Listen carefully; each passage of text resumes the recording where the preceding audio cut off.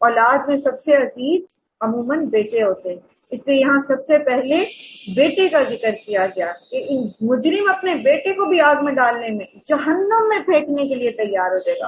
اور یہ یہاں قریباً سارے ان لوگوں کی فہرست بنا دی گئی جن کے بہکاوے میں آ کے، جن کی محبت میں آ کے، جن کے ساتھ مل کے انسان جن کے ساتھ رہ کے اور ان کی ساتھ مشغولیت میں کسی نہ کسی طرح اللہ سے دور ہوتا ہے۔ تو دنیا میں تو لوگ ایک دوسرے کا ساتھ دیتے ہیں، ایک دوسرے کے کام آتے ہیں، لیکن وہاں کوئی کسی کے کام نہیں آئے گا، بلکہ الٹا اپنے قریب ترین رشتے کو بھی فدیے میں دینے کو تیار ہو جائے گا۔ آج تو ہم اولاد کی محبت میں اللہ کی نافرمانیاں کرتے ہیں نا۔ مجھے ایک مثال سے یہ بات بڑے اس سے سمجھ آئی کہ ایک خاتون بہت زیادہ اچھی مطلب دین میں کام کرنے والی تھی اور روٹین میں، لیکن جب انہوں نے اپنے بیٹے کی شادی کی تو اس میں ساری ایسی چیزیں ہو رہی جو قطعی دین کے خلاف۔ تو ان سے جب پوچھا گیا کہ جی یہ کیا، تو کہتی ہیں میں بیٹے کے سامنے مجبور ہوں۔ تو یہ جو آزمائشیں ہیں نا، یہ محبتیں جو ہیں ہماری، تو یہ دنیا میں تو ہم ان کے لیے اللہ کو ناراض کرنے کے لیے تیار ہو جاتے ہیں، لیکن آخرت میں تو کوئی کسی کے کام نہیں ہے، پھر کیا کریں گے؟ تو کچھ بھی ہو، اللہ کی فرما برداری چاہے کتنا ہی پیارا رشتہ، والدین کا احترام کا کتنا حکم ہے، لیکن والدین بھی اگر اللہ کی نافرمانی کا کہیں تو ان کی بھی بات نہیں مانی جائے گی، ہرگز نہیں۔ وہ تو بھڑکتی ہوئی آگ کی لپٹ ہوگی جو گوشت پوست کو چاٹ جائے گی، پکار پکار کر اپنی طرف بلائے گی ہر اس شخص کو جس نے حق سے منہ موڑا اور پیٹ پھیری اور جمع کیا اور سینت سینت کر رکھا۔ انسان دلا پیدا کیا گیا ہے، جب اس پر مصیبت آتی ہے تو جزا فضا کرنے لگتا ہے، اللہ سے شکوے شکایتیں، رونا پیٹنا، لوگوں پر الزام، ہر وقت کی مایوسی، اور جب اسے خوشحالی ملتی ہے تو بخل کرنے لگتا ہے۔ مگر وہ لوگ اس عیب سے بچے ہوئے ہیں جو نماز پڑھنے والے ہیں، جو اپنی نماز کی ہمیشہ پابندی کرتے ہیں۔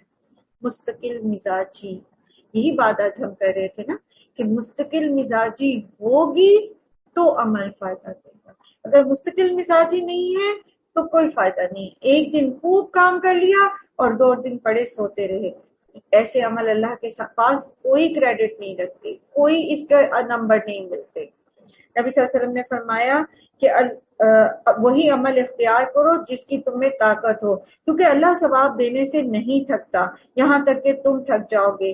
نبی صلی اللہ علیہ وآلہ وسلم اس نماز کو پسند کرتے تھے جو مستقل ہو، خواہ تھوڑی ہو۔ نفل نماز کی بات ہو رہی ہے، فرائض کی بات نہیں ہو رہی، نوافل کی بات ہو رہی ہے کہ اس میں اس طرح نہ کریں کہ آپ کبھی بہت زیادہ عمل کریں اور کبھی بالکل نہ کریں، اس سے کہیں بہتر ہے کہ تھوڑا کریں لیکن مسلسل کریں، کیونکہ یہ عمل اللہ کے پاس، اللہ کے نزدیک پسندیدہ ہے۔ اور جن کے مال میں سائل اور محروم کا حق مقرر ہے، دیکھیں پہلے بھی یہ بات ہوئی اور پہلے بھی میں نے آپ کو یہ بات سمجھائی کہ آپ جب کسی کو کچھ دیتے ہیں نا، خواہ وہ گلی میں آیا ہوا کوئی فقیر ہے، آپ اس کو اپنے پاس سے نہیں دیتے، یہ اس کا حق تھا آپ کے مال، اس کے پاس نہیں ہے نا، اس کو اللہ نے نہیں دیا، آپ کو اللہ نے دیا، ٹھیک ہے؟ تو آپ کے مال پر اس کا حق ہے، آپ نے اس پہ کوئی احسان نہیں کیا۔ آپ اپنی میڈ کو تنخواہ دیتے ہیں نا، آپ کہتے ہیں اس کا حق ہے، پھر جب آپ اوپر سے کچھ دیتے ہیں اس کو تو آپ سمجھتے ہیں کہ آپ نے اس پہ احسان کیا، یہ آپ نے اس پہ احسان نہیں کیا، آپ کو اللہ نے کشادگی دی ہے نا، اس کو نہیں دی، تو اس کا حق آپ کے مال میں موجود ہے، اگر آپ نہیں دیتے تو آپ اس کی حق تلفی کرتے۔ سمجھ آ رہی ہے بات؟ تو اگر ہم کسی کو نہیں دیتے جس کو ضرورت ہے، خواہ وہ ہمارے رشتہ داروں میں سے ہے، خواہ وہ ہمارے گھر کے ملازم ہیں، خواہ وہ کوئی بھی ہے، ہمارے پاس ہے اور ہمیں نظر آ رہا ہے اس کو ضرورت ہے اور ہم اس کو نہیں دے رہے، اس کا مطلب ہے ہم اس کو اس کا حق نہیں دے رہے۔ سمجھ رہے؟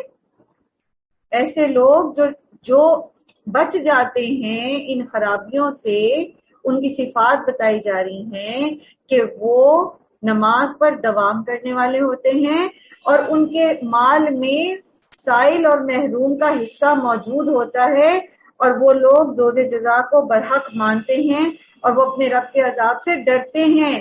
نمازیں پڑھنے کے باوجود، صدقہ خیرات کرنے کے باوجود، آخرت کی خشیت دل میں رکھنے کے باوجود بھی اللہ کے عذاب سے ڈرتے ہیں، کیونکہ ان کے رب کا عذاب ایسی چیز نہیں ہے جس سے کوئی بے خوف ہو جائے۔ پھر وہ اپنی شرمگاہوں کی حفاظت کرنے والے ہیں، بجز اپنی بیویوں اور اپنی مملوکہ عورتوں کے، جن سے محفوظ نہ رکھنے پر ان پر کوئی ملامت نہیں ہے۔ تو عباد الرحمان کی صفات آ رہی ہے نا پھر۔ البتہ جو اس کے علاوہ اگر کچھ اور چاہے تو وہی حد سے تجاوز کرنے والا ہے، جو اپنی امانتوں کی حفاظت اور اپنے عہد کا پاس کرتے ہیں، جو اپنی گواہیوں میں راست بازی پر قائم رہتے ہیں، جو اپنی نماز کی حفاظت کرتے ہیں، یہ لوگ عزت کے ساتھ جنتوں کے باغوں میں رہیں گے۔ بس اے نبی صلی اللہ علیہ وآلہ وسلم، کیا بات ہے کہ یہ منکرین دائیں اور بائیں سے گروہ در گروہ آپ کی طرف دوڑے چلے آ رہے ہیں؟ کیا ان میں سے ہر ایک کی یہ لالچ ہے کہ وہ نعمت بری جنتوں میں داخل کیا جائے گا؟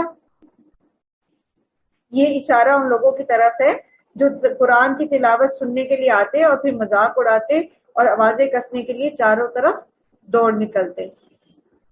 تو اللہ تعالیٰ فرماتے ہیں ان کا کیا خیال ہے؟ کیا ان کو نعمتوں بری جنت ملے گی؟ ہرگز نہیں، ہم نے جس چیز سے ان کو پیدا کیا ہے اسے یہ خود جانتے ہیں۔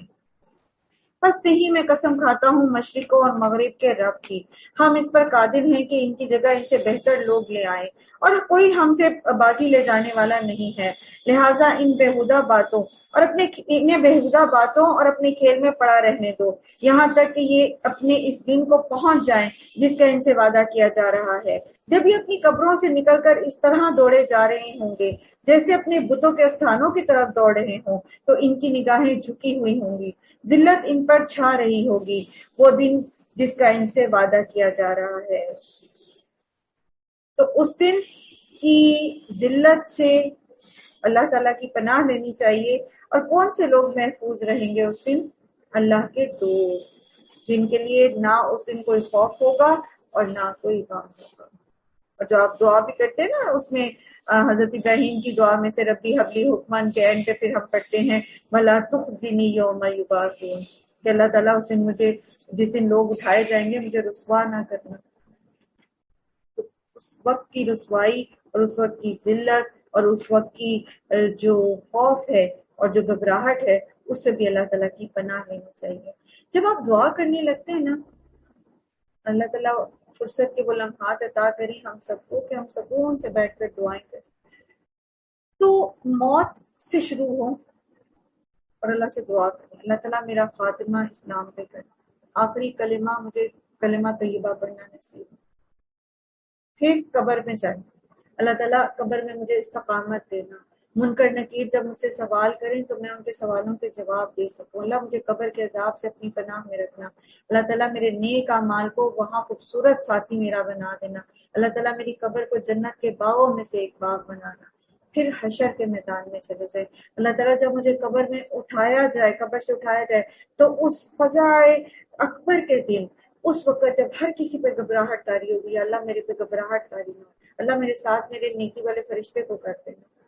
پھر حشر کے میدان میں پہنچ جائے اللہ تعالیٰ، اس وقت مجھے جب کوئی سایہ نہیں ہوگا اور بہت طویل دن ہوگا، تو میری اس دن کی طوالت کو ایک گھڑی کا کر دینا۔ اللہ مجھے عرش کا سایہ نصیب کرنا۔ پھر پل صراط پہ چلے جائیے اللہ تعالیٰ، مجھے پل صراط پر میرا نور مجھے عطا کرنا اور میں وہاں تیز ہوا کی طرح گزر جاؤں۔ اللہ مجھے جہنم میں گرنے سے بچانا۔ اللہ مجھے منافقت سے بچانا کہ میرا نور مجھ سے چھن جائے۔ اللہ مجھے ان برائیوں سے بچانا کہ میرا نور کم ہو جائے اور مجھے پاؤں کی ایڑی میں نور ملے۔ اللہ مجھے خیر و عافیت سے پل صراط سے پار کر دے۔ پھر پل صراط سے نیچے اتر جائیے، پھر قنطرہ پہ چلے جائیے۔ اللہ میرے دل کو تمام مومنین سے جو غل ہے میرے دل میں، اللہ اس کو پاک کر دیں۔ اللہ مجھے جنت و فردوس اعلیٰ میں داخل کر دیں، پھر امن اور سلامتی سے جنت میں داخل ہو جائیں۔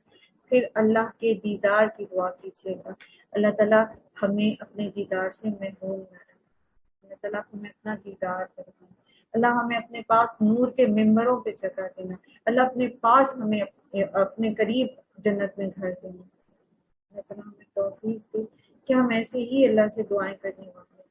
آمین یا رب العالمین۔ اللہ تعالیٰ ہم سب کو، ہماری اولادوں کو، ہمارے ماں باپ کو، ہمارے ازواج کو، ہمارے بہن بھائیوں کو، ان کے خاندانوں کو، اللہ ہماری سسرال والوں کو، ہمارے سب عزیز و اقارب کو بالکل مومنین مومنات کو ایسے ہی آخرت کا سفر طے کرا دی، اتنی ہی امن اور سلامتی جس دن ہر کوئی کہے گا ربی سلم سلم، اللہ تعالیٰ اس دن ہمیں سلامتی میں رکھنا، یا اللہ تو السلام ہے، تو دنیا میں بھی ہمیں سلامتی عطا فرما اور اس دن بھی ہمیں سلامت رکھنا، آمین یا رب العالمین۔ سورۃ النور، بسم اللہ الرحمن الرحیم۔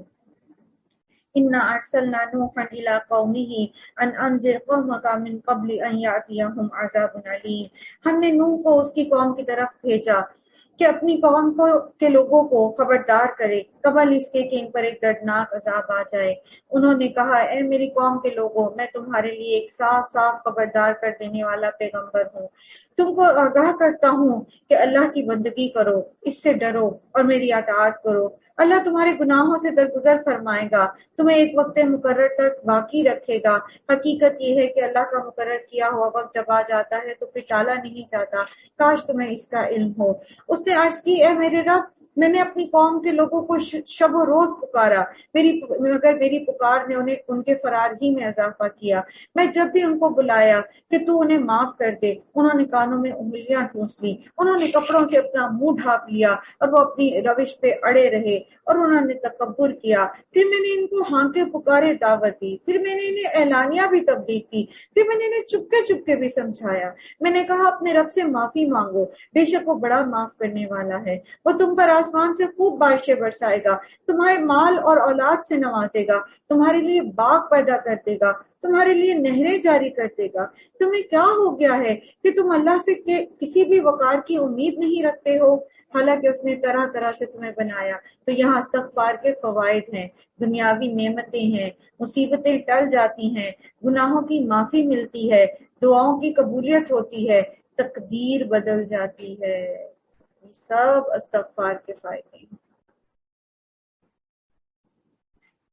اور بہت ہی خوبصورت مہینہ ہے، بخشش کا مہینہ ہے، گناہوں سے معافی کا مہینہ ہے، اور گزر گیا سارے کا سارے ہی گزر گیا۔ مجھے یہ لگتا ہے جیسے ریت کی طرح میری مٹھی سے پھسل گیا رمضان۔ اللہ تعالیٰ ہمیں توفیق دیں کہ جو باقی دن ہیں، اور اللہ تعالیٰ عافیت نصیب فرمائے، ہم اللہ کی بہترین فرما برداری میں اور خوب خوب عبادتوں میں اس وقت کو گزارے، اور خوب خوب دعائیں کرنے والے اور خوب استغفار کر کے اپنی بخشش کرا لینے والے۔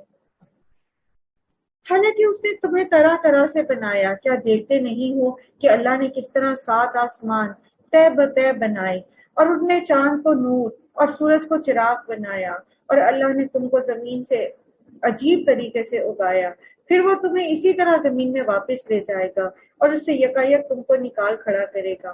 اور اللہ نے زمین کو تمہارے لیے فرش کی طرح بچھا دیا تاکہ تم اس کے اندر کھلے راستوں میں چلو۔ نوح نے کہا اے میرے رب، انہوں نے میری بات کو رد کر دیا، انہوں نے ان رئیسوں کی پیروی کی جو مال اور اولاد پا کر اور زیادہ بھٹک گئے۔ ان لوگوں نے بڑا بھاری مکر کا جال پھیلا رکھا ہے، انہیں ہرگز نہ چھوڑو۔ اور وہ کہتے ہیں کہ اپنے معبودوں کو ہرگز نہ چھوڑو، نہ ود کو، نہ سوا کو، نہ یغوث کو اور یعوق اور نصر کو۔ یہ کون تھے؟ یہ 5 بزرگ تھے قوم نوح کے، نیک بزرگ جو اللہ کی طرف لوگوں کو بلاتے تھے، لیکن ایک جنریشن میں جب یہ فوت ہو گئے تو اگلی جنریشن تک ان کا جو ذکر پہنچا تو شیطان نے ان کی قوم کے لوگوں کو یہ بہکایا کہ تم بھول جاؤ گے ان کو، تو ایسا کرو ان کی تصویریں بنا دو، جب تم ان کی تصویریں دیکھو گے تو تمہیں اللہ کی یاد آئے گی۔ تو ان لوگوں نے ان بزرگوں کی تصویریں بنا دی، پھر ایک جنریشن تو ان تصویروں کو دیکھ کر ان بزرگوں کا ذکر کرتی تھی اور ان کی تعلیمات کے مطابق اللہ کو یاد کرتی تھی، اللہ پر بھروسہ کرتی تھی۔ اگلی جنریشن نے جب یہ ادمیٹی سی تصویریں دیکھی تو شیطان نے ان کے دماغ میں ڈالا کہ یہ تصویریں تو مٹ جائیں گی، کیونکہ دیواروں اور پہاڑوں پر بنی ہوئی تصویریں تھیں، کچی مٹی میں بنی ہوئی تصویریں تھیں، تم ان کے مجسمے بنا۔ تو تھرڈ جنریشن نے ان کے مجسمے بنا دیے، اور پھر شیطان نے اس جنریشن کے اندر یہ خیال ڈالا کہ ایسے ہی تو یہ مجسمے نہیں بنوائیں گے نا، ضرور ان کے پاس یہ جن لوگوں کے مجسمے ہیں نا، اللہ نے ان کو ایسے تو اتنی عزت نہیں دے دی کہ تم نے ان کے مجسمے بنا لیے اور ان کو محفوظ کر دیا، ان کے پاس ضرور کچھ نہ کچھ اللہ کی جانب سے اختیار ہوگا۔ انہوں نے ضرور کچھ نہ کچھ رحمت برکت کی ہوگی لوگوں پر، جو ان کے مجسمے جو ہیں وہ تیار کیے گئے ہیں، اور پھر لوگوں نے انہی بزرگوں سے کی مورتیوں سے استغاثہ شروع کر دیا، انہی کی عبادت شروع کر دی، اللہ کو بھلا دیا اور اللہ کی وحدانیت کو بھلا دیا اور اس کے ساتھ شرک کرنا شروع کر دیا۔ کم و بیش یہی سچویشن بت پرستی میں اور قبر پرستی میں سیم۔ قوم نوح نے سب سے پہلے شرک کیا تھا، اس سے پہلے دنیا میں شرک نہیں تھا۔ انہوں نے بہت لوگوں کو گمراہ کیا ہے، اور تو بھی ان ظالموں کو گمراہی کے سوا کسی چیز میں ترقی نہ دے۔ اپنی خطاؤں کے بنا پر ہی وہ غرق کیے گئے اور آگ میں جھونک دیے گئے، پھر انہوں نے اپنے لیے اللہ سے بچانے والا کوئی مددگار نہ پایا، اور نوح نے کہا جی حضرت نوح جو تھے نا، حضرت آدم، جو ہمیں انبیاء کے نام پتہ چلتے ہیں، واللہ عالم کتنے انبیاء تھے، لیکن حضرت آدم، حضرت شیس، اور حضرت شیس کے ساتھ ایک اور نبی ہے، اس وقت مجھے نام نہیں یاد ان کا، اور اس کے بعد حضرت نوح، ٹھیک ہے۔ حضرت ابراہیم تو بہت بعد میں ہے۔ حضرت ابراہیم کی حضرت نوح کے جو بیٹے تھے نا سام، ان کی اولاد میں پھر عاد آئے، سعد بن ارم بن عاد، قوم عاد آئی، قوم عاد کی نسلوں میں قوم سمود آئی، قوم سمود کے بعد پھر جو ہیں وہ اور نسلیں آئیں، اور اس کے بعد پھر کہیں ابراہیم علیہ السلام، بہت دیر سے۔ اچھا جی، تو اللہ تعالیٰ فرماتے ہیں کہ نوح علیہ السلام نے کہا میرے رب ان کافروں میں سے کوئی زمین پر بسنے والا نہ چھوڑ، اگر تم نے ان کو چھوڑ دیا تو یہ تیرے گھروں کو گمراہ کریں گے، اور ان کی نسل میں سے جو بھی پیدا ہوگا وہ بدکار اور سخت کافر ہوگا۔ میرے رب مجھے اور میرے والدین کو اور ہر اس شخص کو جو میرے گھر میں مومن کی حیثیت سے داخل ہوا ہے، اور سب مومن مردوں اور عورتوں کو معاف فرما دے، اور ظالموں کے لیے ہلاکت کے سوا کوئی بھی چیز میں اضافہ نہ فرما۔ اصل میں اللہ تعالیٰ نے خود نوح علیہ السلام کو بتا دیا تھا کہ اب کوئی اور مسلمان نہیں ہوگا، پیچھے آپ نے پڑھا نا۔ تو پھر جب نوح علیہ السلام کو پتہ چل گیا تو پھر نوح علیہ السلام نے بھی ان کے لیے یہی دعا کی کہ اللہ تعالیٰ آپ کو ان کو نہ چھوڑو، کسی کو نہ چھوڑو۔ ان کے جو بچے بھی پیدا ہوں گے نا، تو وہ بچے بھی یہ اتنے کفر کے اندر، شرک کے اندر ریٹڈ ہو چکے ہیں کہ ان کی اولادوں میں بھی کہیں خیر نہیں ہوتی، اس لیے تو ان کو چھوڑے نہ۔ سورہ جن، بسم اللہ الرحمن الرحیم۔ قل اوحی الی انہ استمع نفر من الجن فقالوا انا سمعنا قرآنا عجبا یہدی الی الرشد فآمنا به ولن نشرک بربنا احدا۔ اے نبی صلی اللہ علیہ وآلہ وسلم کہیے میری طرف وحی بھیجی گئی کہ جنوں کے گروہ نے غور سے سنا اور پھر اپنی قوم کے لوگوں سے کہا ہم نے ایک بڑی ہی عجیب بات سنی ہے۔ اور قرآن، اصل میں قرآن کا ایک ترجمہ یہ بھی ہے کہ بار پڑھی جانے والی چیز، تو ہو سکتا ہے کہ ان جنوں نے اس کو قرآن اس لیے کہا کیونکہ ابھی یہ محمد صلی اللہ علیہ وسلم پر ایمان تو نہیں لائے تھے نا، لیکن انہیں تورات سے فیملیئر تھے، تو اس لیے انہوں نے اس کے لیے قرآن کا لفظ استعمال کیا۔ جو راہ راست کی طرف رہنمائی کرتا ہے، اس لیے ہم اس پر ایمان لے آئے، اور اب ہم ہرگز اپنے رب کے ساتھ کسی کو شریک نہیں کریں گے۔ تو جنہوں نے ایک ہی سٹنگ میں حق کو پہچان لیا تھا، اور ہم پورا قرآن پڑھنے کے باوجود بھی اس میں تعویلیں کریں اور اپنے عقیدے کو سپورٹ کرنے کی کوشش کریں، اور بار بار اللہ کی طرف سے واضح آیات آ جانے کے باوجود بھی اپنی رسم و رواج سے کو سینے سے لگائے رکھیں، تو پھر وہ مخلوق ہم سے زیادہ بہتر ثابت ہوئی نا اس معاملے میں، حالانکہ ہمیں اس کے اوپر فوقیت دی گئی ہے۔ اور یہ کہ ہمارے رب کی شان بڑی اعلیٰ و عرفہ ہے، اس نے کسی کو بیوی یا بیٹا نہیں بنایا، اور یہ کہ ہمارے نادان لوگ اللہ کے بارے میں بہت خلاف حق بات کہتے رہے ہیں، اور یہ کہ ہم نے سمجھا تھا کہ انسان اور جن کبھی اللہ کے بارے میں جھوٹ نہیں بول سکتے، کیونکہ اصل ان تک پہنچا نہیں تھا، اور شیاطین جن و انس نے غلط پروپیگنڈا ان تک پہنچایا تھا، تو اس وجہ سے یہ گمراہ تھے۔ تو انہوں نے اس چیز کو ریئلائز کر لیا کہ ہمیں غلط بات بتائی گئی تھی، حق ان کے سامنے آیا، چونکہ اندر خیر موجود تھی تو فوراً پہچان گئے کہ یہ غلط ہے۔ آج بھی بہت سے لوگ جو ہیں وہ گمراہی میں صرف اس لیے پڑے ہوئے ہیں کہ یا تو ان تک حق پہنچا نہیں، اور یا پھر یہ کہ غلط طریقے سے پہنچا، غلط پہنچا، صحیح نہیں پہنچا۔ تو پھر کس کا کام ہے کہ ان تک صحیح حق پہنچائے، صحیح بات پہنچائے؟ اہل القرآن کا۔ اور یہ کہ انسانوں میں سے کچھ لوگ جنوں میں سے کچھ لوگوں کی پناہ مانگا کرتے تھے، اس طرح انہوں نے جنوں کا غرور اور جو ہے وہ بڑھا دیا۔ آج بھی جو ہے بعض لوگ جنوں کی پناہ لیتے ہیں.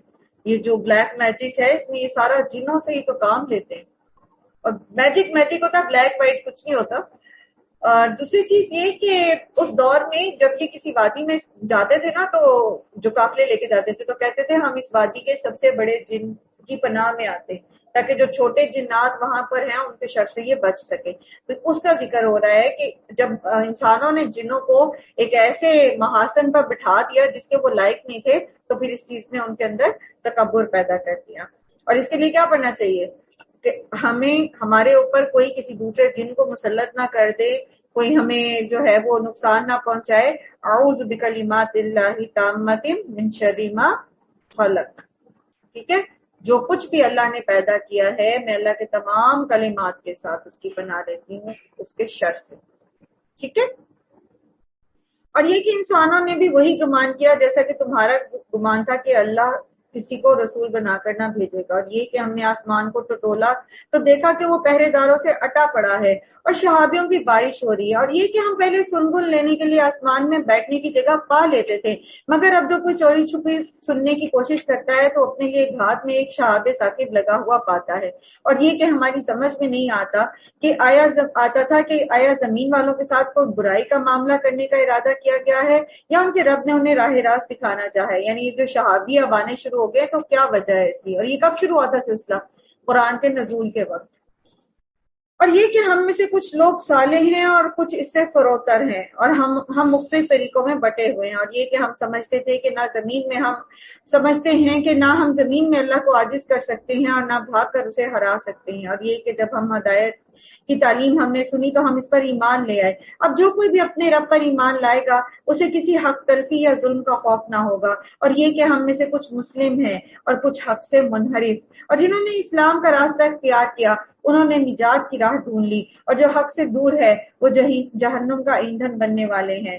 اور اے نبی صلی اللہ علیہ وآلہ وسلم یہ بھی کہیے کہ لوگ اگر راہ راست پر ثابت قدمی سے چلتے تو ہم انہیں خوب سیراب کرتے تاکہ اس نعمت سے ان کی آزمائش کریں. جیسے قرآن میں بھی آپ نے پڑھا نا کہ اگر یہ اہل کتاب تو رات کو نافذ کرتے تو اوپر سے بھی ان کو رزق دیا جاتا اور ان کے نیچے سے بھی رزق نکلتا. اور آزمائش کیا اس میں کہ اللہ تعالیٰ پھر پوچھیں گے، دیں گے اور پھر پوچھیں گے کہاں سے کمایا اور کہاں خرچ کیا. اور جو اپنے رب کے ذکر سے منہ موڑے گا اس کا رب اسے سخت عذاب میں مبتلا کر دے گا. اور یہ کہ مسجدیں اللہ کے لیے ہیں، لہٰذا اس میں اللہ کے ساتھ کسی اور کو نہ پکارو. کسی اور کو، صرف اللہ ہی کا ذکر مساجد میں ہونا چاہیے. اور عام طور پر اس سے مراد مسجد یعنی عبادت گاہ ہی لیا گیا ہے. ویسے تو اللہ کے رسول صلی اللہ علیہ وسلم نے فرمایا نا کہ اس پوری زمین کو میرے لیے سجدہ گاہ یعنی مسجد بنا دیا گیا ہے، لیکن مفسرین یہاں پر اس چار دیواری کو مراد لیتے ہیں جس کو باقاعدہ مسجد کہا جاتا ہے. اور یہ کہ جب اللہ کا بندہ اس کو پکارنے کے لیے کھڑا ہوا تو لوگ اس پر ٹوٹ پڑنے کے لیے تیار ہو گئے، یعنی محمد صلی اللہ علیہ وسلم پر حملہ کرنے کے لیے. اور اے نبی کہو کہ میں تو اپنے رب کو پکارتا ہوں، اس کے ساتھ کسی کو شریک نہیں کرتا. کہیے تم لوگوں کے لیے نہ کسی نقصان کا اختیار میرے ہاتھ میں ہے اور نہ میں کسی بھلائی کا اختیار رکھتا ہوں. کہیے مجھے اللہ کی گرفت سے کوئی نہیں بچا سکتا اور نہ میں اس کے دامن کے سوا کوئی جائے پناہ پا سکتا ہوں. میرا کام اس کے سوا کچھ نہیں ہے کہ اللہ کی بات اور اس کے پیغامات پہنچا دوں. اب جو بھی اللہ اور اس کے رسول کی بات نہ مانے گا اس کے لیے جہنم کی آگ ہے اور ایسے لوگ اس میں ہمیشہ رہیں گے. یہ لوگ اپنی اس روش سے باز نہ آئیں گے یہاں تک کہ جب اس چیز کو دیکھ لیں گے جس کا ان سے وعدہ کیا جا رہا ہے تو انہیں معلوم ہو جائے گا کہ کس کے مددگار کمزور ہیں اور کس کا جتھا تعداد میں کم ہے. یہ تانے دیا کرتے تھے نا مسلمانوں کو کہ تمہاری مجلس اور ہماری مجلس کا مقابلہ کرتے ہیں تو اس کی جو ہے مجلس زیادہ خوبصورت اور زیادہ تعداد میں زیادہ ہیں لوگ، تو اس کی طرف اشارہ ہے. تو میں نہیں جانتا کہ جس چیز کا وعدہ تم سے کیا جا رہا ہے یعنی قیامت کا یا عذاب کا وہ قریب ہے یا میرے رب نے اس کے لیے کوئی لمبی مدت مقرر کی ہے. وہ عالم الغیب ہے، اپنے غیب پر کسی کو مطلع نہیں کرتا سوائے اس رسول کے جسے اس نے غیب کا کوئی علم دینے کے لیے پسند کیا ہو، تو اس کے آگے اور پیچھے محافظ لگا دیتا ہے. تاکہ وہ جان لیں کہ انہوں نے اپنے رب کے پیغامات پہنچا دیے، یعنی جو علم اللہ نے ان کو دیا تھا وہ انہوں نے پہنچا دیا آگے، اور وہ ان کے پورے ماحول کا احاطہ کیے ہوئے ہے، اور ایک ایک چیز کو اس نے گن کر رکھا ہے۔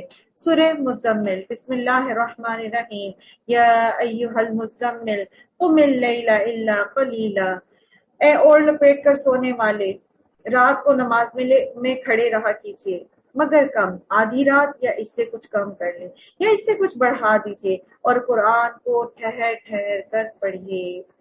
قرآن ترتیل کے ساتھ نازل ہوا اور ترتیل کے ساتھ ہی پڑھا جانا چاہیے۔ ہم میں سے بعض لوگ قرآن بہت تیزی سے پڑھتے ہیں، یا تراویح میں یہاں پر یہ رواج ہے کہ لوگ تیزی سے قرآن پڑھ جاتے ہیں، تو وہ قرآن کا حق ادا نہیں ہوتا جب سامع کو الفاظ کی سمجھ نہیں آئی تو اس کا فائدہ کوئی نہیں۔ ٹھیک ہے، تو ترتیل کے ساتھ قرآن پڑھے۔ آپ کو یہ ریوارڈ نہیں ملنا کہ آپ نے کتنے قرآن رمضان میں مکمل کیے، آپ کو اس چیز کا ریوارڈ ملے گا کہ آپ نے کتنی کوشش کی۔ تو سمجھنے کا ریوارڈ الگ ہے، سمجھنے کی کوشش کرنے کا ریوارڈ الگ ہے، صحیح تجوید سے پڑھنے کی کوشش کرنے کا ریوارڈ الگ ہے۔ صرف گنتی تو نہیں کرنی اللہ تعالیٰ نے کہ کتنے قرآن پڑھے ہیں۔ ہم تم پر ایک بھاری کلام نازل کرنے والے ہیں، اور قرآن کریم اپنی معنوی حیثیت سے بھی ایک بھاری کلام ہے، اور حصی حیثیت سے بھی جب وحی نازل ہوتی تھی تو مختلف روایات سے ہمیں پتہ چلتا ہے کہ کس طرح نبی صلی اللہ علیہ وآلہ وسلم سخت سردی کے موسم میں بھی پسینے میں ڈوب جاتے تھے۔ اسی طرح حضرت زید ایک گھٹنے پہ ایک مرتبہ آپ کا گھٹنا تھا تو وہی نازل ہوئی تو حضرت زید کہتے ہیں کہ مجھ پر ایسی کیفیت تھی کہ جیسے میری ٹانگ جو ہے، گھٹنا جو ہے وہ ٹوٹ ہی جائے گا۔ اسی طرح ایک اور روایت میں پتہ چلتا ہے، حضرت اسماء بنت یزید کہتی ہیں کہ جب سورہ مائدہ نازل ہوئی تو اس وقت نبی صلی اللہ علیہ وآلہ وسلم ایک اونٹنی پر سوار تھے، تو اونٹنی اس وحی کے بوجھ سے اس کا سینہ جو ہے وہ زمین سے جا لگا۔ تو اس حیثیت سے بھی، اسی حیثیت سے بھی وہی جو ہے یہ جو ہے قول ثقیلہ تھی۔ اور پھر قرآن بحیثیت اپنے معنی کے کہ اس کو سمجھنا، اس کے احکامات پر عمل کرنا، خود کو اس کے اعمال میں ڈھال لینا، یعنی اس کی تعلیم کا عملی نمونہ بن جانا، اور پھر اس پیغام کو دنیا تک پہنچانا، یہ ایک بہت بھاری ذمہ داری، بہت بھاری ذمہ داری۔ تو اس کے لیے کیا کریں؟ ہم سب یہ چاہتے ہیں کہ ہم نبی صلی اللہ علیہ وآلہ وسلم کے مشن کو جاری رکھنے والے ہوں، تو پھر کیا کرنا ہے؟ اللہ تعالیٰ نے نبی صلی اللہ علیہ وسلم کو ایک طریقہ بتایا، اِنَّا نَاشِئَةَ اللَّيْلِ هِیَ أَشَدُّ وَطْئًا وَأَقْوَمُ قِیلًا، کہ در حقیقت رات کا اٹھنا نفس پر قابو پانے کے لیے بہت کارگر ہے، اور قرآن ٹھیک پڑھنے کے لیے زیادہ موزوں ہے۔ دن میں تو اوقات میں تو آپ کے لیے بہت مصروفیات ہے، اپنے رب کے نام کا ذکر کریں، اب اپنے آپ کو ایک مبلغ کے درجے پہ رکھ کے نا ان آیات کو سنیں، گویا کہ یہ آپ کو کہی جائے، تو آپ کو یہ زیادہ اچھے سے سمجھ آئے کہ دن کے اوقات میں تو بہت سارے کام ہوتے ہیں، بہت ساری مصروفیات ہیں، تو اپنے رب کے نام کا ذکر کیجئے، دن میں بھی رب کو یاد کریں، ٹھیک ہے، اور پھر رات کو بھی قرآن پڑھیں اور رات کا قیام کریں، تہجد کی طرف اشارہ ہے، اور سب سے کٹ کر اسی کے ہو کر رہیے، اور جو مشرق اور مغرب کا مالک ہے۔ سب سے کٹ کے رہنے کا مطلب یہ نہیں کہ لوگوں کو چھوڑ کے جا کے کسی جنگل میں بیٹھ جائے، نبی صلی اللہ علیہ وسلم نے کبھی ایسا نہیں کیا کہ جا کے جنگل میں بیٹھ جائے۔ غار حرا میں آپ صلی اللہ علیہ وسلم رہتے تھے جا کے، تو وہ نبوت ملنے سے پہلے غور و فکر کے لیے جاتے تھے، بعد میں کبھی آپ صلی اللہ علیہ وسلم اپنے لوگوں کو چھوڑ کے الگ نہیں ہوئے۔ تو لوگوں کے بیچ میں رہتے ہوئے اللہ کا ذکر کرنا ہے اور اللہ کے لیے اپنے آپ کو خالص کرنا ہے، اور وہ مشرق و مغرب کا مالک ہے، اس کے سوا کوئی معبود نہیں، لہٰذا اسی کو اپنا کارساز بنا لو، اور جو باتیں لوگ بنا رہے ہیں اس پر صبر کیجیے، اور شرافت کے ساتھ ان سے الگ ہو جائیے، یعنی ان سے بحث نہ کیجیے، یہ وہی بات ہے عارض عن الجاہلین، ٹھیک ہے، خوبصورت طریقے سے ان سے اعراض برتیں، بحث نہ کریں، جھگڑا نہ کریں، اور ایک گنجائش بیچ میں رکھیں کہ آپ ان کو واز کرتے رہیں، یہ نہ ہو کہ وہ آپ سے دوری چھٹ جائے۔ ان جھٹلانے والے خوشحال لوگوں سے نمٹنے کا کام آپ مجھ پر چھوڑ دیں، اور انہیں ذرا کچھ دیر اسی حالت میں رہنے دیں۔ ہمارے پاس بھاری بیڑیاں ہیں اور بھڑکتی ہوئی آگ اور حلق میں پھنسنے والا کھانا اور دردناک عذاب، یہ اس دن ہوگا جب زمین اور پہاڑ لرز اٹھیں گے، اور پہاڑوں کا حال ایسا ہوگا جیسے ریت کی ڈھیری ہے جو بکھرنے والی ہے، تم لوگوں کے پاس ہم نے اسی طرح ایک رسول کو بھیجا ہے، گواہ بنا کر بھیجا، جس طرح ہم نے فرعون کی طرف ایک رسول کو بھیجا تھا۔ تو پھر فرعون نے اس رسول کی بات نہ مانی تو ہم نے اس کو بڑی سختی سے پکڑ لیا۔ اگر تم ماننے سے انکار کرو گے تو اس دن کیسے بچ سکو گے؟ وہ دن جو بچوں کو بوڑھا کر دے گا اور جس کی سختی سے آسمان پھٹا جا رہا ہوگا۔ اللہ کا وعدہ تو پورا ہو کر رہنا ہے۔ یہ ایک نصیحت ہے جس کا جی چاہے اپنے رب کی طرف جانے کا راستہ اختیار کر لے۔ اے نبی صلی اللہ علیہ وآلہ وسلم، آپ کا رب جانتا ہے کہ آپ کبھی 2/3 رات کے قریب اور کبھی آدھی رات اور کبھی 1/3 رات عبادت میں کھڑے رہتے ہیں، اور آپ کے ساتھیوں میں سے بھی ایک گروہ ہی عمل کرتا ہے۔ اللہ ہی رات اور دن کے اوقات کا حساب رکھتا ہے۔ اسے معلوم ہے کہ تم لوگ اوقات کا ٹھیک شمار نہیں کر سکتے، یعنی پھر تہجد کا کوئی ٹائم فکس نہیں کیا گیا کہ اتنے وقت پر ہی یہ ادا کی جائے گی، بلکہ اس کے اندر پھر اللہ تعالیٰ نے رخصت دے دی کہ آخری تہائی حصہ جو ہے اس میں کسی بھی وقت جو ہے وہ تہجد پڑھی جا سکتی ہے۔ لہٰذا اس نے تم پر مہربانی فرمائی، اب جتنا قرآن آسانی سے پڑھ سکتے ہو پڑھ لیا کرو، جتنا بھی آپ آرام سے پڑھ سکتے ہیں۔ اگر آپ قیام کے دوران نہیں پڑھ سکتے قرآن تو تہجد کے وقت نوافل پڑھ کے تو پھر اپنا مصحف لے کے بیٹھ جائیں اور قرآن پڑھیں۔ اسے معلوم ہے کہ تم میں سے کچھ مریض ہوں گے، کچھ دوسرے لوگ اللہ کے فضل کی تلاش میں زمین میں سفر کر رہے ہوں گے، اور کچھ اور لوگ اللہ کی راہ میں جنگ کرتے ہیں۔ بس جتنا قرآن آسانی سے پڑھا جا سکتا ہے پڑھ لیا کرو، نماز قائم کرو، زکوٰۃ دو اور اللہ کو اچھا قرض دو، یعنی قرض حسنہ، دین کی راہ میں پیسے لگاؤ۔ جو کچھ بھلائی تم اپنے لیے آگے بھیجو گے اسے اللہ کے ہاں موجود پاؤ گے، وہی زیادہ بہتر ہے اور اس کا اجر بہت بڑا ہے۔ اللہ سے مغفرت مانگتے رہو، بے شک اللہ بڑا غفور رحیم ہے۔ تہجد ایک نفل عبادت ہے اور فرائض کے بعد سب سے زیادہ پسندیدہ عبادت ہے اللہ کے قریب تہجد کی نماز۔ لیکن ایک بات یاد رکھیے، تہجد پڑھنے کے شوق میں فجر قضا نہ ہو آپ کی، کیونکہ تہجد اگر نہیں پڑھی تو کوئی پکڑ نہیں، لیکن اگر فجر نہیں پڑھی تو پکڑ ہے۔ ٹھیک ہے جی، پڑھ سکتے ہیں۔ 3 بجے تو فجر کا ٹائم نہیں،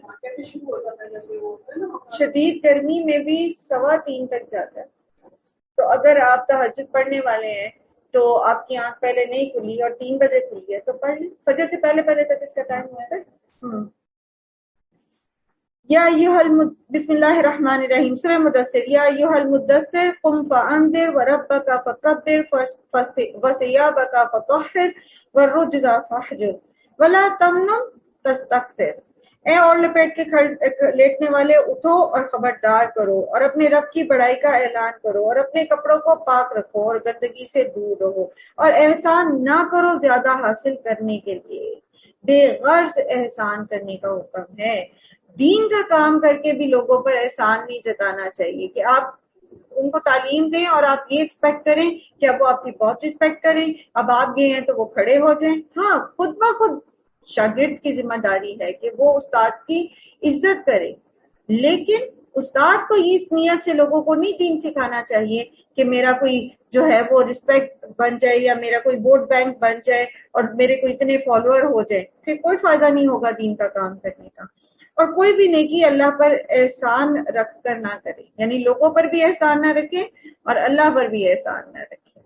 زیادہ کی چاہت میں خرچ نہ کرے، یہ زیادہ ہے نا کہ مجھے اور بھی مل جائے، چاہے وہ عزت ہے، چاہے وہ رتبہ ہے، چاہے وہ مال ہے، چاہے وہ صدقہ بھی اس لیے بندہ کرے کہ دماغ میں صرف یہ ہو کہ مجھے دنیا ہی مل جائے، تو دنیا تو پھر ملے گی، وہ تو اللہ تعالیٰ کا وعدہ ہے۔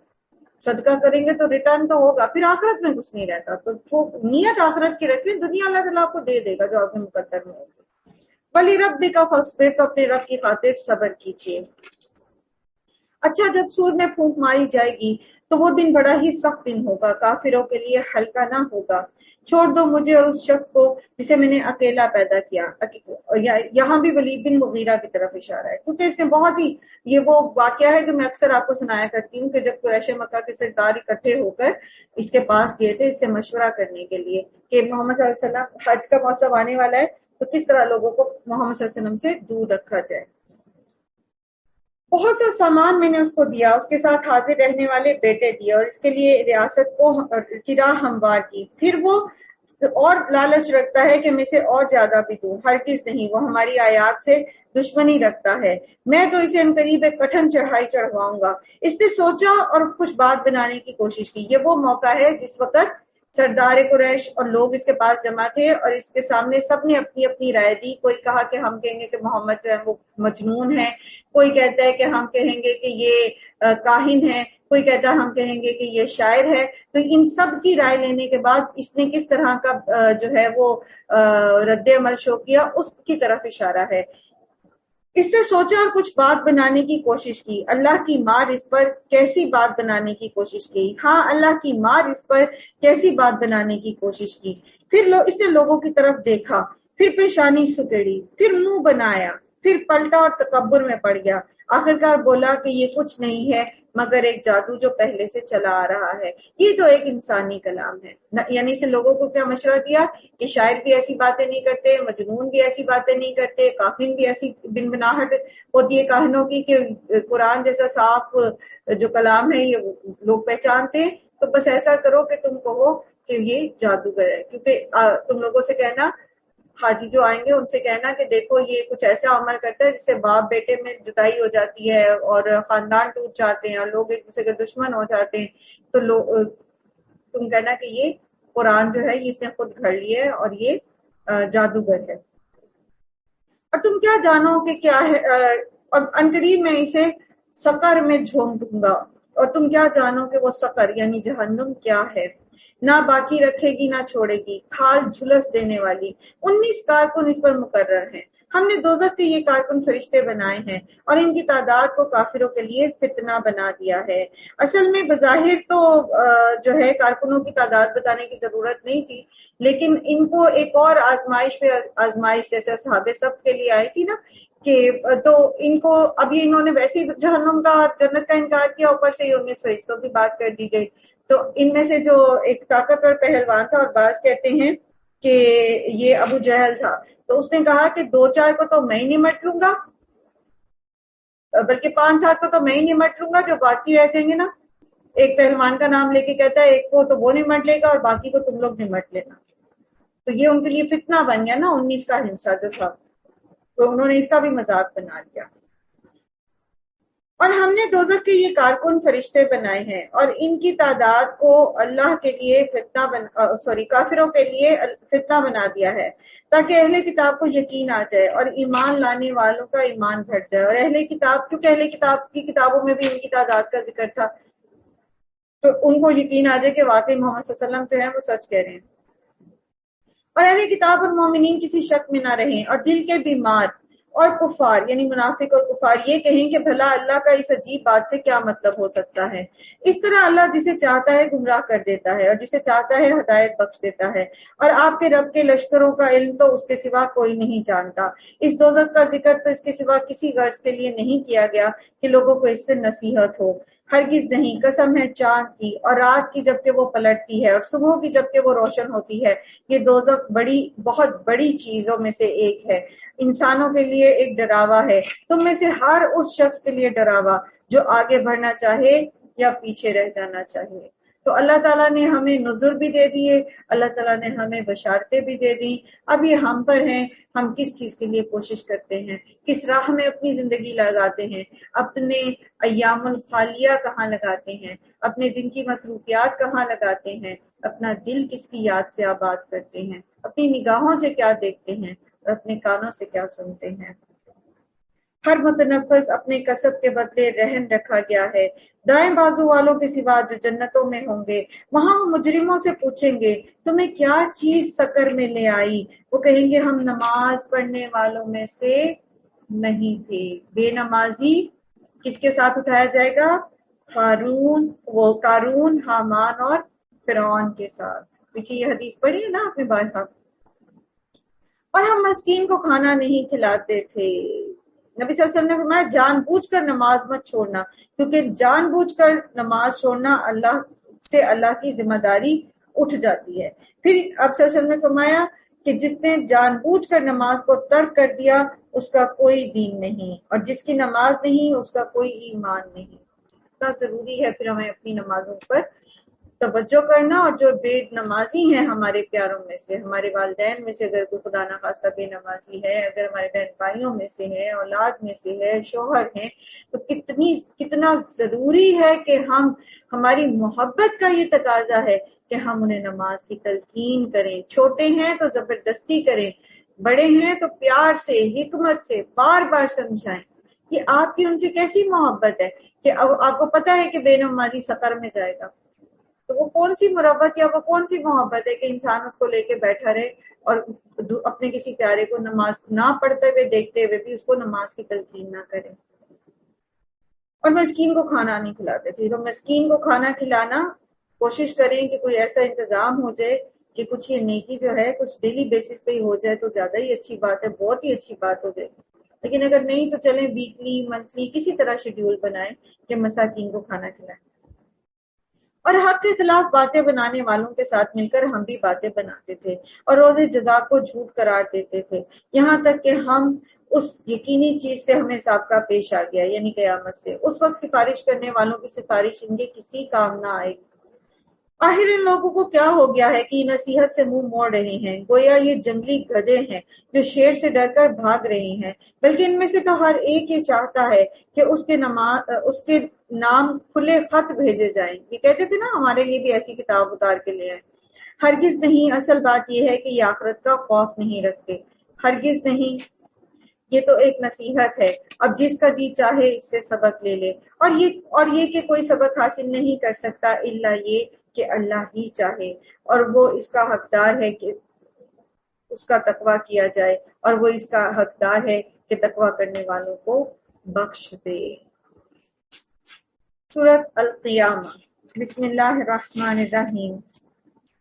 لا اقسم بیوم القیامہ ولا اقسم بالنفس اللوامہ. نہیں میں قسم کھاتا ہوں قیامت کے دن کی، اور نہیں میں قسم کھاتا ہوں ملامت کرنے والے نفس کی. کیا انسان یہ سمجھ رہا ہے کہ ہم اس کی ہڈیوں کو جمع نہ کر سکیں گے؟ کیوں نہیں، ہم تو اس کی انگلیوں کی پور پور کو ٹھیک بنا دینے پر قادر ہیں. مگر انسان چاہتا یہ ہے کہ آگے بھی بدعمالیاں کرتا رہے. پوچھتا ہے آخر کب آنا ہے وہ قیامت کا دن. تو بات دراصل یہ ہے کہ فی الواقع وہ قیامت اور آخرت کو ناممکن سمجھتے. ٹھیک ہے، اور اس کی وجہ یہ ہے کہ جو قیامت کا انکار کرنے کی وجہ یہ ہے کیونکہ جب انسان کو اکاؤنٹیبلٹی کا خوف نہیں رہتا نا تو پھر وہ جو چاہتا ہے کرتا ہے. اور اگر انسان قیامت کا اقرار کرنے والا ہو تو پھر اس کو جواب دہی کا احساس اس کے اندر لازماً پیدا ہونا چاہیے. تو وہ جواب دہ نہیں ہونا چاہتے کسی کے ساتھ، اور چاہتے جو ان کی خواہش نفس کہتی ہے بس وہ اسی پر عمل کرتے رہے. اسی لیے لوگوں نے اللہ کا بھی انکار کیا، دین مذہب کا انکار کیا، آخرت کا انکار کیا، کیونکہ وہ جیسے چاہے ویسے جینا چاہتے ہیں. تو یہ کہتے ہیں مطلب انکار تعجب کرتے ہوئے کہتے ہیں کہ آخر کب آنا ہے قیامت کا دن. تو پھر جب دیدے پتھرا جائیں گے اور چاند بے نور ہو جائے گا اور چاند سورج کو ملا کر ایک کر دیا جائے گا، یعنی نبی صلی اللہ علیہ وسلم کے فرمان کے مطابق چاند اور سورج کو ٹکیا کی شکل میں جہنم میں پھینک دیا جائے گا. اس وقت یہ انسان کہے گا کہاں بھاگ کر جاؤں؟ ہرگز نہیں، وہاں کوئی جائے پناہ نہ ہوگی. اس روز تیرے رب ہی کے سامنے جا کر ٹھہرنا ہوگا. اس روز انسان کو اس کا اگلا پچھلا کیا کرایا بتا دیا جائے گا، بلکہ انسان خود ہی اپنے آپ کو خوب جانتا ہے چاہے وہ کتنی ہی معذرتیں پیش کرے. اے نبی صلی اللہ علیہ وآلہ وسلم، اس وحی کو جلدی جلدی یاد کرنے کے لیے اپنی زبان کو حرکت نہ دیجیے. اس کو یاد کرا دینا اور پڑھوا دینا ہمارے ذمہ ہے، لہذا جب ہم اسے پڑھ رہے ہوں اس وقت آپ اس کی قرأت کو غور سے سنتے رہیے، پھر اس کا مطلب سمجھا دینا بھی ہمارے ہی ذمہ ہے. تو قرآن جب پڑھا جا رہا ہو تو پھر کیا کرنا چاہیے؟ خاموشی سے غور سے سننا چاہیے، اس کو ساتھ ساتھ پڑھنا نہیں چاہیے. اکثر ہم میں سے لوگ جو تجوید کی اصلاح میں کسی قاری صاحب کی سے سنتے ہیں تو وہ پھر ساتھ ساتھ پڑھنے لگتے ہیں اس کو، تو اس چیز سے منع کیا گیا ہے. ہرگز نہیں، اصل بات یہ ہے کہ تم لوگ جلدی حاصل ہونے والی چیز یعنی دنیا سے محبت رکھتے ہو اور آخرت کو چھوڑ دیتے ہو. اس روز کچھ چہرے تر و تازہ ہوں گے، اپنے رب کی طرف دیکھ رہے ہوں گے، اور کچھ چہرے اداس ہوں گے اور سمجھ رہے ہوں گے کہ اب ان کے ساتھ کمر توڑ برتاؤ ہونے والا ہے. ہرگز نہیں، جب جان حلق تک پہنچ جائے گی اور کہا جائے گا کہ ہے کوئی جھاڑ پھونک کرنے والا، اور آدمی سمجھ لے گا کہ یہ دنیا سے جدائی کا وقت ہے اور پنڈلی سے پنڈلی جڑ جائے گی، وہ دن ہوگا تیرے رب کی طرف روانگی کا. میں کبھی سوچتی ہوں کہ موت کے فرشتے آئیں گے تو وہ کیسے لمحات ہوں گے، ہمارے اوپر کس طرح کی کیفیت ہوگی۔ اور سب سے پہلے انسان کے پیروں میں سے جان نکلتی، پھر پنڈلیوں میں سے، اور پھر آہستہ آہستہ اوپر ہوتے ہوتے آخر میں حلق میں سے جان نکل جاتی ہے، اور آنکھیں جو ہیں وہ اپنی روح کو نکلتا دیکھتے ہیں اور پھر وہیں پتھرا جاتی ہے۔ یعنی ہم اللہ تعالیٰ سے دعا کرنی چاہیے کہ اللہ تعالیٰ ہمارے لیے جنت کے فرشتے ہی بھیج دیں، اور وہ لمحہ جو ہو وہ ہمارے لیے خوشی کا لمحہ ہو، جیسے کوئی اپنی محبوب ہستی سے ملنے کے لیے تیاری کر رہا ہوتا ہے، تو ایسا ہی سکون اور ایسی ہی خوشی اور ایسی ہی ویلکمنگ فیلنگ ہمارے اندر ہو، ہمارے لیے خوف والا دن نہ ہو۔ مگر اس نے نہ سچ مانا نہ نماز پڑھی، بلکہ جھٹلایا اور پلٹ گیا، پھر اکڑتا ہوا اپنے گھر والوں کی طرف چل دیا۔ یہ روش تیرے ہی لیے سزاوار ہے اور تجھی کو زیب دیتی ہے، ہاں یہ روش تیرے ہی لیے سزاوار ہے اور تجھی کو زیب دیتی ہے۔ یہ اللہ تعالیٰ اس شخص کے لیے کہہ رہے ہیں جس نے اس طرح کا رویہ اختیار کیا تھا۔ کیا انسان نے یہ سمجھ رکھا ہے کہ وہ یوں ہی چھوڑ دیا جائے گا؟ کیا وہ ایک حقیر پانی کا نطفہ نہ تھا جو رحم مادر میں ٹپکایا جاتا ہے، پھر وہ ایک لوتھڑا بنا، پھر اللہ نے اس کا جسم بنایا، اس کے اعضاء درست کیے، پھر اس سے مرد اور عورت کی دو قسمیں بنائیں۔ کیا وہ اس پر قادر نہیں کہ مرنے والوں کو دوبارہ پھر سے زندہ کر دے گا؟ قرآن کریم کے 28 پاروں میں ہم بارہا یہ استدلال پڑھ چکے کہ اللہ تعالیٰ بندے کو کہتا ہے کہ تو اپنی پیدائش کی طرف ہی غور کر لے، اپنے وجود پہ غور کر لے، تو خود بخود اللہ کی وحدانیت اور آخرت میں تمہارا دوبارہ جی اٹھنے کا جو پہلو ہے تمہارے پر واضح ہو جائے گا۔ لیکن بندہ کرنا نہیں چاہتا ہے نا، اس لیے اس کو اپنا وجود بھی نظر نہیں آتا، مان لیا تو عمل کرنا پڑے گا۔ اسی لیے تو اکثر لوگ دین کا علم نہیں سیکھتے کہ اس طرح تو ہمارے پاس ایکسکیوز ہے کہ پتہ نہیں ہے، پتہ لگ گیا تو عمل کرنا پڑے گا، حالانکہ جہالت کوئی ایکسکیوز نہیں ہے۔ جب ہمارے پاس علم کا خزانہ موجود ہے اور ہم پیاسے کی طرح پیچھے بیٹھے ہیں تو اس میں خزانے کا قصور نہیں ہے، ہمارا قصور ہے کہ ہم آگے نہیں بڑھے، تو پھر ہم اکاؤنٹیبل ہوں گے کہ کیوں نہیں اپنی جہالت کو دور کیا تھا۔ سورۃ الدہر، بسم اللہ الرحمن الرحیم۔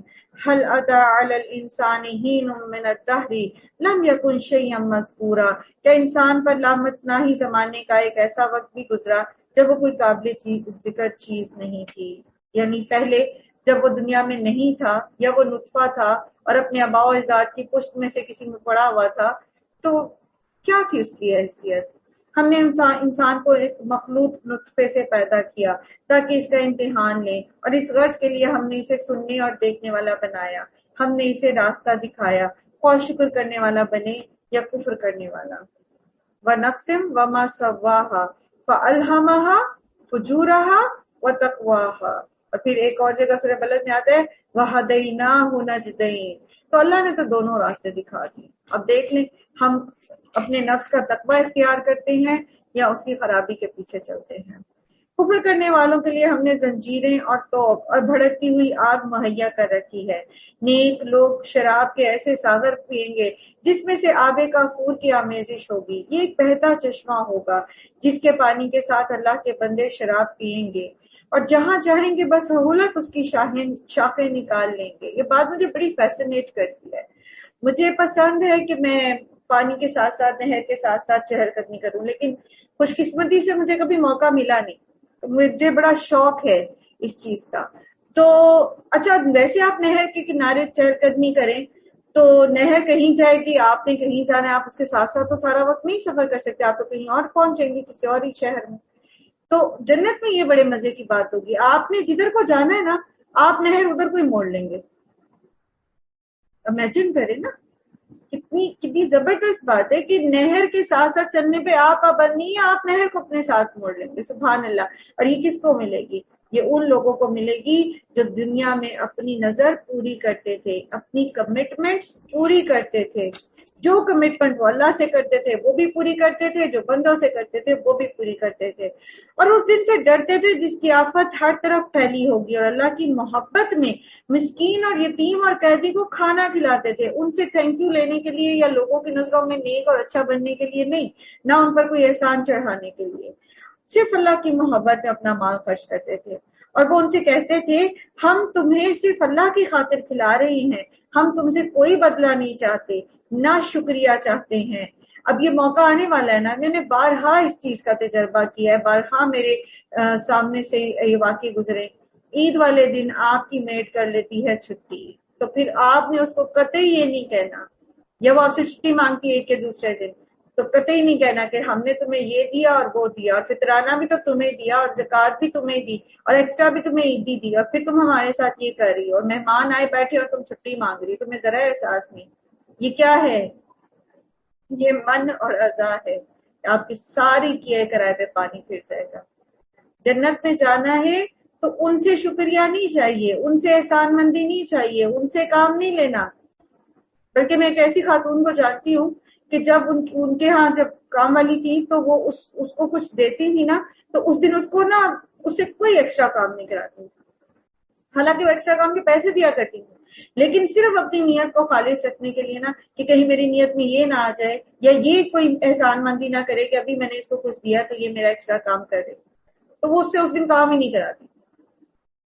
سبحان اللہ، یہ بھی ایک اچھی بات ہے اگر ہم اس پر بھی عمل کر کے دیکھیں اپنی نیت کو خالص کرنے کے لیے. ہمیں تو اپنے رب سے اس دن کے عذاب کا خوف لاحق ہے جو سخت مصیبت کے انتہائی طویل دن ہوگا. بس اللہ تعالیٰ انہیں اس دن کے شر سے بچا لے گا اور انہیں تازگی اور سرور بخشے گا ان کے صبر کے بدلے، جو انہیں جنت اور ریشمی لباس عطا کرے گا. بڑا صبر چاہیے نا ایسی سچویشن میں. صبر کے بغیر آپ نیکی کر ہی نہیں سکتے، اور نیکی میں دوام نہیں کر سکتے. نیکی تو چلو ایک دفعہ کر دیں، لیکن جب تک ہمارے اندر صبر نہیں نہ ہوتا. مثال کے طور پر یہی مثال لے لیجیے، آپ کسی کے لیے ایفرٹ کرتے ہیں اور اگلا آپ کو جو ہے دو سنا کے چلا جاتا ہے، تو اگر آپ اس کو بھی بدلے میں ویسے ہی سنائیں گے اور اپنے احسان جتائیں گے تو نیکی تو ضائع ہو جائے گی. تو صبر کے بغیر انسان جنت میں نہیں جا سکتا. وہاں انہیں جنت اور ریشمی لباس عطا کی جائے گی. وہاں وہ اونچی مسندوں پر تکیے لگائے بیٹھے ہوں گے. نہ انہیں دھوپ کی گرمی ستائے گی نہ جاڑے کی. گرمیاں آ رہی ہیں نا، لوڈ شیڈنگ بھی ہوگی، گرمی بھی ہوگی، تو صبر سے کام لیجیے گا. بچوں کے سامنے خاص طور پر کبھی مت کیا کرے ہائے گرمی ہے، پتہ نہیں واپدہ والوں کو کیا ہے، یہ بار بار لائٹ بھیج دیتے ہیں، یہ ہو جاتا ہے بہت. اس طرح بچے بے صبرے ہو جاتے ہیں، وہ بے صبرا پن سیکھتے اور شکوے کرنا سیکھتے ہیں. اگرچہ آپ کسی طور پر حق بجانے پہ ہوں کہ یہ گورنمنٹ کی ذمہ داری ہے اور وہ ایسے مسئلے پیدا نہ کرے، لیکن پھر بھی صبر کیجیے. آپ صبر کریں گے تو آپ کے بچے صبر کرنا سیکھیں گے. ٹھیک ہے؟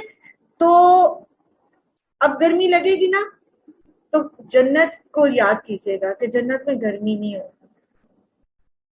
ٹھیک ہے؟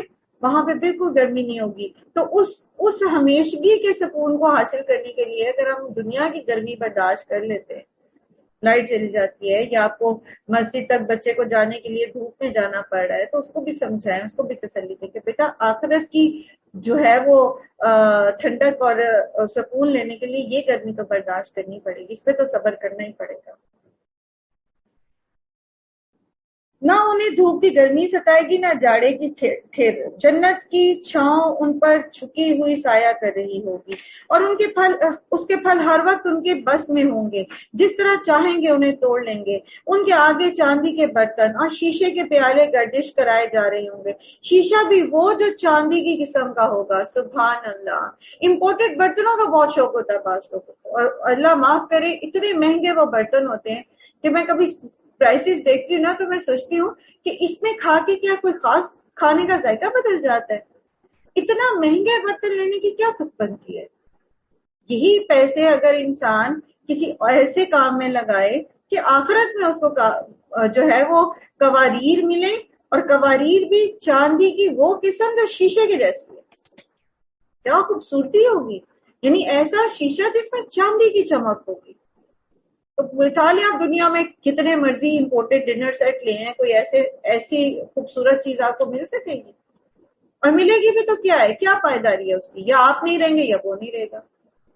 تو کیوں نہ ہم زندگی کو قرآن کی روشنی میں گزاریں، ایسا طرز عمل اختیار کریں جس میں ہم نیکیاں کرنے والے. جب اللہ تعالیٰ فرماتے سورہ بقرہ میں کہ یسألونک ماذا ينفقون قل العفو، یا آپ سے پوچھتے ہیں ہم کیا چیز خرچ کریں، یعنی اللہ کی راہ میں صدقہ خیرات کیا چیز کریں، تو آپ ان سے کہیں کہ زائدہ ضرورت.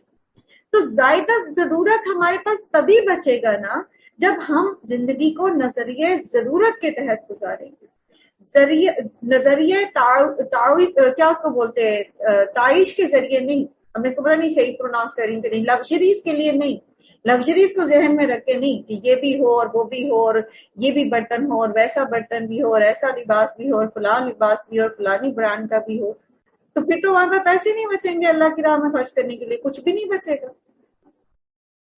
اللہ یہ کہ اللہ نے آپ کو اتنا مال دے رکھا ہے کہ آپ ایک سوٹ نیا خریدتے ہیں، ایک دفعہ پہنتے ہیں اور پھر وہ آپ کسی کو دے دیتے ہیں۔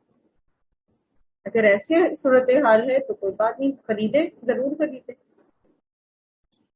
چلیں بہرحال یہ ان کو ان کے صبر کے بدلے دیا جائے گا۔ اچھا ہم آگے چلے گئے تھے، تو شیشہ بھی وہ جو چاندی کی قسم کے ہوں گے اور ان کے منتظمین ٹھیک اندازے سے ان کو بھر بھر کے ان کو پلائیں گے، ان کو وہاں ایسی شراب کے جام پلائے جائیں گے جس میں سونڈ کی آمیزش ہوگی، یہ جنت کا ایک چشمہ ہوگا جسے سلسبیل کہا جاتا ہے۔ تو دنیا میں حرام پینے سے رکتے ہیں تو ان کو جنت میں وافر ملے گی شراب۔ ان کی خدمت کے لیے ایسے لڑکے دوڑتے پھر رہے ہوں گے جو ہمیشہ لڑکے ہی رہیں گے۔ تم انہیں دیکھو تو سمجھو کہ موتی ہیں جو بکھرے ہوئے ہیں، وہاں جدھر بھی تم نگاہ ڈالو گے نعمتیں ہی نعمتیں ہیں، ایک بڑی سلطنت کا سر و سامان تمہیں نظر آئے گا۔ دنیا میں نہیں ہے نا آپ کے پاس ملازم اور آپ کو خود کام کرنا پڑ رہا ہے، کسی وجہ سے بھی کوئی آپ کے پاس اتنی گشائش نہیں ہے کہ آپ ملازم رکھ سکیں اور آپ تھکتے ہیں کام میں، تو یاد رکھیے کہ دنیا میں اگر آپ مشقت کر رہے ہیں نا، حضرت فاطمہ گئی تھی نا محمد صلی اللہ علیہ وسلم کے پاس غلام کا سوال لے کر، تو پھر آپ صلی اللہ علیہ وسلم نے ان کو کیا سکھایا تھا؟ تسبیحات فاطمہ، ٹھیک ہے؟ تو اس وقت کی تھکن دور کرنے کے لیے تسبیحات فاطمہ پڑھیں اور یاد رکھیں کہ جنت میں آپ کے لیے بہت سارے غلمان ہوتے ہیں، ٹھیک ہے؟ وہاں ایک فوج ہوگی اور ایسی جو کبھی تھکے گی بھی نہیں، اور آپ کے دل میں خواہش ہوگی اور وہ آپ کے کام جو ہے بہترین طریقے سے پورے کریں گے۔ اور ان کے اوپر باریک ریشم کے لباس اور اطلس اور دیبا کے کپڑے ہوں گے، ان کو چاندی کے کنگن پہنائے جائیں گے اور ان کا رب ان کو نہایت پاکیزہ شراب پلائے گا، یہ ہے تمہاری جزا اور تمہاری کارگزاری قابل قدر ٹھہری۔ انا ھذا کان لکم جزاء وکان سعیکم مشکورا، تمہاری کوششوں کی قدردانی ہوگی، کوشش تو کریں اور سچے دل سے کریں اور پوری کوشش کریں، جہاد کریں اس راہ میں اور اللہ سے امید رکھیں، وہ ضرور آپ کو اجر دے گا۔ جیسے بھی کل ہم پڑھے تھے نا کہ قیام اللیل کرنے کا دل کر رہا ہے اور کھڑے ہیں مصلی پر اور نیند آتی جا رہی ہے، پڑھا ہی نہیں جا رہا، یا درد اتنا شروع ہو گیا ہے کمر میں، ٹانگوں میں یا سر میں کہ جاگا ہی نہیں جا رہا، تو کوشش تو کی نا آپ نے، اب آپ مصلی پہ ہی سو گئے، آپ نے کوشش تو کی ہے نا، تو کوشش میں آپ کتنے سچے ہیں، اللہ تعالیٰ نے آپ کی کوششیں دیکھنی ہیں۔ اے نبی ہم نے آپ پر قرآن تھوڑا تھوڑا کر کے نازل کیا ہے، لہٰذا آپ اپنے رب کے حکم پر صبر کیجئے اور ان میں سے کسی بد عمل یا منکر حق کی بات نہ مانیے، اپنے رب کا نام صبح و شام یاد کیجئے، یعنی اللہ کا ذکر صبح شام کیجئے، رات کو بھی اس کے حضور سجدہ ریز ہوں اور رات کے طویل اوقات میں اس کی تسبیح کرتے رہیے۔ یہ لوگ تو جلدی حاصل ہونے والی چیز یعنی دنیا سے محبت رکھتے ہیں اور آگے جو بھاری دن آنے والا ہے اسے نظر انداز کر دیتے ہیں۔ ہم نے ہی ان کو پیدا کیا ہے اور ان کے جوڑ بند مضبوط کیے ہیں اور ہم جب چاہیں ان کی شکلوں کو بدل کر رکھ دیں، یہ ایک نصیحت ہے، اب جس کا جی چاہے اپنے رب کی طرف راستہ اختیار کر لے، اور تمہارے چاہنے سے کچھ نہیں ہوتا جب تک کہ اللہ نہ چاہے، یقیناً اللہ بڑا علیم اور حکیم ہے، اپنی رحمت میں جس کو چاہتا ہے داخل کرتا ہے اور ظالموں کے لیے اس نے دردناک عذاب تیار کر رکھا ہے۔ تو اللہ ہی سے ہدایت مانگنی ہے، اللہ ہی سے توفیق مانگنی ہے، اللہ ہی سے مانگنا ہے کہ اللہ تعالیٰ آپ ہمیں اپنے پسندیدہ بندوں میں سے کر لیں۔ ہم تو نہیں کچھ کر سکتے، ہماری چاہ تو کوئی معنی نہیں رکھتی، ہم چاہتے ہیں لیکن ہم تھک جاتے ہیں، ہم چاہتے ہیں لیکن ہمارے پاس گشائش نہیں ہوتی، ہم چاہتے ہیں کہ ہم یہ کریں پر کر نہیں سکتے، ہم چاہتے ہیں ہم فلانے کی کریں پر بھول جاتے ہیں، ہم تو نہیں کر سکتے، یہ اللہ ہی ہے جو ہم سے کراتا ہے۔ ہم تو بخیل ہوتے ہیں، ہم تو کسی کو کوئی چیز دینے لگتے ہیں تو 10 باتیں ہمارے دماغ میں آتی ہیں، نہیں یہ تو فلانے ٹائم پہ کام آ جائے گا، یہ تمہارے بیٹے کے کام آ جائے گا، یہ تو اگلے سیزن میں کام آ جائے گا، یہ تو ایسے ہو جائے گا، یہ تو ویسے ہو جائے گا۔ ہم صدقہ نہیں کر سکتے جب تک اللہ ہمیں توفیق نہ دے، تو اللہ سے توفیق مانگنی ہے اور برابر مانگتے رہنی ہے۔ سورہ مرسلات بسم اللہ الرحمن الرحیم، قسم ہے ان ہواؤں کی جو پے در پے بھیجی جاتی ہیں، پھر طوفانی رفتار سے چلتی ہیں اور بادلوں کو اٹھا کر پھیلاتی ہیں، پھر ان کو پھاڑ کر جدا کرتی ہیں، پھر دلوں میں اللہ کی یاد ڈالتی ہیں، عذر کے طور پر یا ڈراوے کے طور پر۔ جس چیز کا تم سے وعدہ کیا جا رہا ہے وہ ضرور واقع ہونے والی ہے۔ پھر جب ستارے مان پڑ جائیں گے، آسمان پھاڑ دیا جائے گا، پہاڑ دھنک ڈالے جائیں گے اور رسولوں کی حاضری کا وقت آ پہنچے گا، اس روز وہ چیز واقع ہو جائے گی۔ کس روز کے لیے یہ کام اٹھا رکھا گیا ہے؟ فیصلے کے روز کے لیے، یعنی تمہیں جو ڈھیل دی جا رہی ہے نا، تو آخر ایک دن تو آئے گا کہ سب کی پکڑ ہوگی۔ اور تمہیں کیا خبر کہ وہ فیصلے کا دن کیا ہے؟ تباہی ہے اس دن جھٹلانے والوں کے لیے۔ کیا ہم نے اگلوں کو ہلاک نہیں کیا، پھر انہی کے پیچھے ہم نے بعد والوں کو چلتا کریں گے۔ مجرموں کے ساتھ ہم یہی کچھ کیا کرتے ہیں۔ تباہی ہے اس دن جھٹلانے والوں کے لیے۔ کیا ہم نے ایک حقیر پانی سے تمہیں پیدا نہیں کیا اور ایک مقررہ مدت تک اسے محفوظ جگہ ٹھہرائے رکھا، یعنی رحم مادر میں؟ اور دیکھو ہم اس پر قادر تھے، بس ہم بہت ہی اچھی قدرت رکھنے والے ہیں۔ تباہی ہے اس روز جھٹلانے والوں کے لیے۔ کیا ہم نے زمین کو سمیٹ کر رکھنے والا نہیں بنایا، زندوں کے لیے بھی اور مردوں کے لیے بھی، اور اس میں بلند اور بالا پہاڑ جمائے اور تمہیں میٹھا پانی پلایا؟ تباہی ہے اس روز جھٹلانے والوں کے لیے۔ چلو اب اسی چیز کی طرف جسے تم جھٹلایا کرتے تھے، چلو اس سائے کی طرف جو 3 شاخوں والا ہے، نہ ٹھنڈک پہنچانے والا، نہ آگ کی لپٹ سے بچانے والا۔ اور آگ محل جیسی بڑی بڑی چنگاریاں پھینکے گی جو اچھلتی ہوئی یوں محسوس ہوں گی گویا وہ زرد اونٹ ہیں۔ تباہی ہے اس روز جھٹلانے والوں کے لیے۔ یہ وہ دن ہے جس میں وہ نہ کچھ بولیں گے، نہ ہی انہیں موقع دیا جائے گا کہ کوئی عذر پیش کریں۔ تباہی ہے اس روز جھٹلانے والوں کے لیے۔ یہ فیصلے کا دن ہے۔ ہم نے تمہیں اور تم سے پہلے گزرے ہوئے لوگوں کو جمع کر دیا ہے۔ اب اگر کوئی چال تم چل سکتے ہو تو میرے مقابلے میں چل دیکھو۔ تباہی ہے اس دن جھٹلانے والوں کے لیے۔ متقی لوگ آج سایوں اور چشموں میں ہوں گے، اور وہ پھل جو چاہیں گے ان کے لیے حاضر ہیں۔ کھاؤ اور پیو مزے سے اپنے ان اعمال کے صلے میں جو تم کرتے رہے ہو۔ ہم نیک لوگوں کو ایسی ہی جزا دیتے ہیں۔ تباہی ہے اس روز جھٹلانے والوں کے لیے۔ کھا لو اور مزے کر لو، تھوڑے ہی دن ہیں، حقیقت میں تم لوگ مجرم ہو۔ تباہی ہے اس روز جھٹلانے والوں کے لیے۔ جب ان سے کہا جاتا ہے کہ اللہ کے آگے جھکو تو جھکتے نہیں ہیں۔ تباہی ہے اس روز جھٹلانے والوں کے لیے۔ اب اس قرآن کے بعد اور کون سا کلام ایسا ہو سکتا ہے جس پر یہ ایمان لائیں گے؟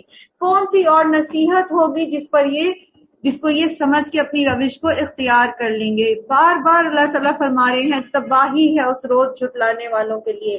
یاد رکھیے یہ جھٹلانا 2 طرح کا ہوتا ہے۔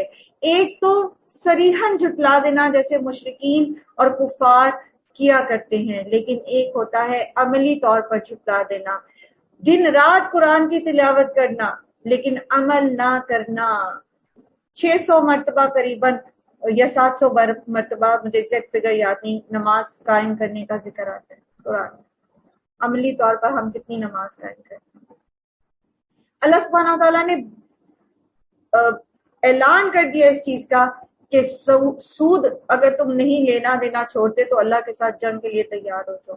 ہم سب ہی اس آیت کی تلاوت کرتے ہیں، لیکن ہم میں سے کتنے لوگ ہیں جو باقاعدہ سود سے بچنے کے لیے کوشش بھی کرتے ہیں؟ اللہ ماشاء اللہ آج بھی دنیا میں ایسے لوگ موجود ہیں جو اپنی خطیب جب مجبور ہیں اس چیز پر کہ وہ بینک میں پیسے رکھیں۔ ریسنٹلی اللہ جزائے خیر دے ایک بہن کو، وہ غالباً کسی ایسے ملک میں رہتی ہیں، ہالینڈ میں رہتی ہیں، تو وہاں پر ان کو بینک میں اپنی اماؤنٹ رکھنی پڑی، تو انہوں نے قریباً 1 کروڑ کے قریب جو ہے 1 لاکھ کے قریب، مجھے ایگزیکٹ فگر یاد نہیں ہے، شاید 98,000 تھی، تو وہ انہوں نے سود وہاں ان کو ملا، اور وہ اس کو انجوائے کر سکتی تھی مزے سے، کوئی پوچھنے والا نہیں، لیکن وہ رقم انہوں نے الگ کر دی اور اس کو مساکین میں دے دیا بغیر ثواب کی نیت کے۔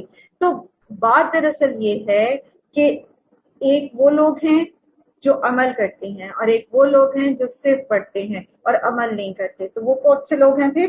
جھٹلانے والے، عملی طور پر جھٹلانے والے۔ اور اس دن تباہی ہوگی جھٹلانے والوں کے لیے، جنہوں نے برملا جھٹلا دیا یا جنہوں نے عمل سے جھٹلا دیا اور ہٹ دھرمی کی اور توبہ نہیں کی اور اللہ سے بخشش اپنی نہیں کروائی۔ اللہ سبحانہ وتعالی ہم سب پر رحم کریں، جو بھی ہم قرآن میں سے پڑھتے ہیں اس کو سمجھ کے پڑھیں، اور جو بھی ہم سمجھ کے پڑھتے ہیں اس پر احسن طریقے سے عمل کریں۔ اللہ سبحانہ وتعالی آپ سب کو ایمان اور صحت کی بہترین حالت میں رکھیں، دنیا اور آخرت میں عافیت نصیب فرمائے۔ وآخر دعوانا الحمد للہ رب العالمین۔ سبحانک اللہم و بحمدک، نشہد ان لا الہ الا انت، نستغفرک و نتوب الیک۔ السلام علیکم و رحمۃ اللہ وبرکاتہ۔